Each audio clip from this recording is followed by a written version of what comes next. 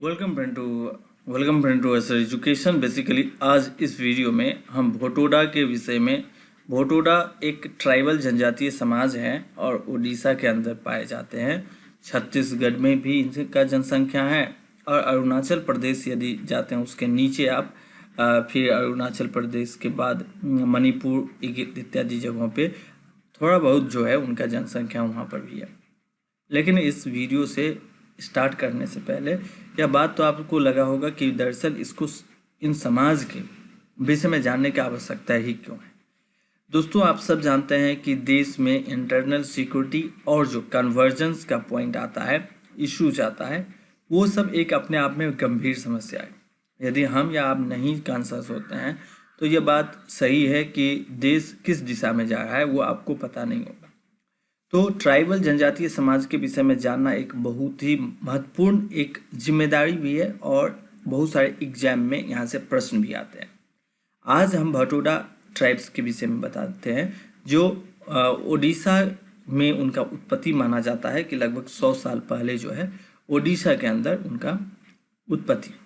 Populations की बात करें तो लगभग यहाँ पे आप देख रहे हैं कि पॉपुलेशंस उनका 5,52,000 के आसपास है। ये कुबी लैंग्वेज बोलते हैं। कुबी लैंग्वेज एक जो है वो ट्राइबल लैंग्वेज है जिसको बोलते हैं।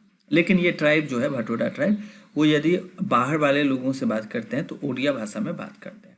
देखिए यहाँ पे लार्जेस्ट रिलीजन की यदि हम बात करते हैं तो इनके ये जो है वो हिंदू है। इनमें बहुत सारे 98% जो है लगभग हिंदू हैं और 1% के आसपास जो है वो क्रिश्चियन है। यहाँ पे पूरे इस समाज को 98% को जो है वो एक, क्योंकि यहाँ पे लिटरेसी रेट बहुत कम है। लिटरेसी रेट कम होने के वजह से जो है इन समाज को कन्वर्जन्स का शिकार होना पड़ता है। बहुत तरह के चीज़ होते हैं इनके साथ। सेकेंड पॉइंट है कि कहीं पर भी यदि आप या हम नहीं समझते हैं इतिहास को तो हो सकता है कि इनके समाज के बारे में बेस्ट नॉलेज नहीं रखें, और बेस्ट नॉलेज यदि नहीं होगा तो आपको जो है वो समझ नहीं पाएंगे दरअसल प्रॉब्लम क्या है।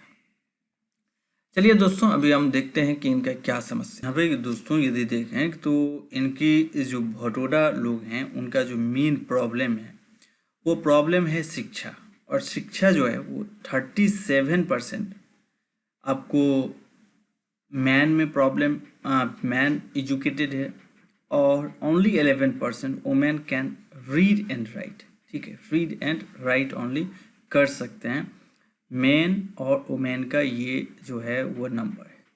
तो इससे आप समझ सकते हैं कि सिर्फ कोई एजुकेशन नहीं है, ये कोई हायर एजुकेशन नहीं है, सिर्फ लिखना और पढ़ना इतना जानते हैं मिनिमम जो रिक्वायरमेंट है। तो यहाँ पे आपको 37% लोग लिख सकते हैं, 11%। ठीक है, लेकिन ट्राइबल समाज में यदि अन्य दूसरे ट्राइबल समाज से कंपैरिजन करते हैं तो यहाँ पे आपको भोटोडा का जो पॉइंट है वो थोड़ा सा बढ़ा हुआ लग सकता है।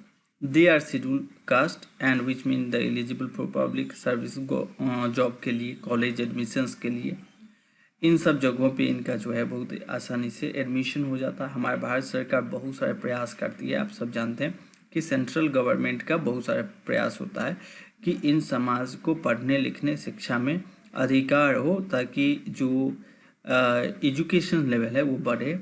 और एजुकेशन जो एक वाइटल जो इम्पोर्टेंट क्राइटेरिया होता है किसी भी पैरामीटर को, डेवलपमेंट रेट को सिद्ध करने के लिए। तो दोस्तों यदि हम इनकी ऑक्यूपेशन देखें तो बेसिकली ये एग्रीकल्चर ही है। राइस और पैडी जैसे चीज़ उगाते हैं, मिलेट्स भी, फिंगर्स, ये सब जो है उगाते हैं। फूड हैबिट्स जो है इनका हंटिंग, फिशिंग, ये सब करते हैं। कभी कभार जो है जानवरों का शिकार भी कर लेते हैं। तो इस तरह का इनका जो है फूड हैबिट्स है। भटोडा बेसिकली मेन जो इनकी उत्पत्ति का मामला मानते हैं, वो कुछ मानते हैं कि कुछ अलग पार्ट से आए हैं, कुछ उड़ीसा को ही अपना जो है मूल लैंड मानते हैं। यहाँ पे पूर्ण रूप से सनातन हिंदू परंपरा को ये लोग धर्म को मानते हैं। जैसे काली माता हो गए, दुर्गा माता हो गए, शिव भगवान हो गए।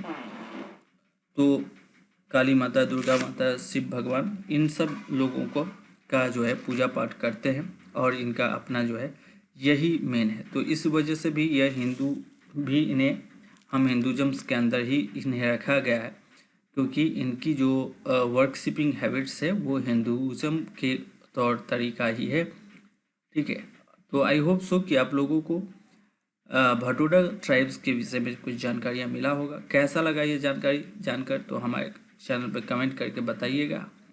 मिलते हैं आगे, तब तक के लिए have a nice day, take care and see you soon.